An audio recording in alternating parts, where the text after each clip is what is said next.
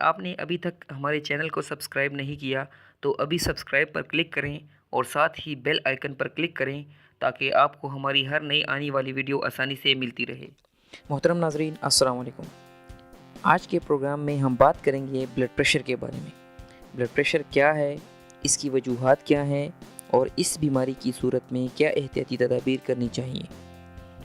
دوستو، ہمارے جسم کی رگوں میں خون ایک خاص رفتار سے گردش کرتا ہے۔ بعض اوقات رگوں میں چکنائی جمع ہو جانے کی وجہ سے خون کی رفتار متاثر ہو جاتی ہے اور رگوں میں تناؤ کی کیفیت پیدا ہو جاتی ہے۔ اسی حالت کو بلڈ پریشر کہا جاتا ہے۔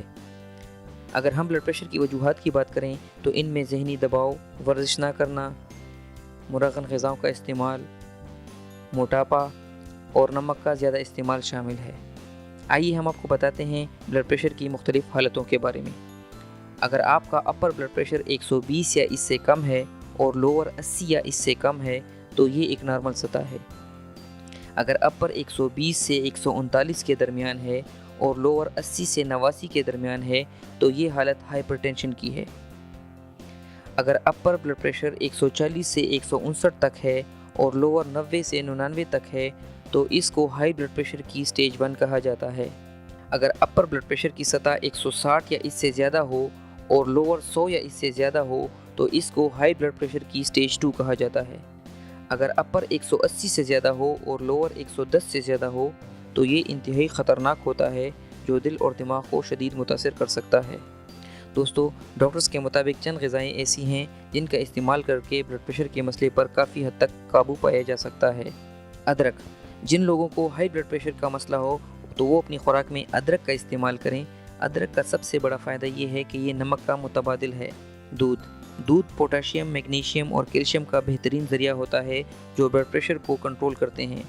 اس کے علاوہ دودھ میں امینو ایسڈز ہوتے ہیں جو بلڈ پریشر کی سطح کو مناسب سطح تک برقرار رکھتے ہیں۔ آلو پوٹاشیم کا ایک بہترین ذریعہ ہے جو خون سے اضافی نمکیات کا خاتمہ کرتا ہے۔ آلو میں میگنیشیم بھی شامل ہوتا ہے جو خون کے گاڑے پن کو کم کرتا ہے۔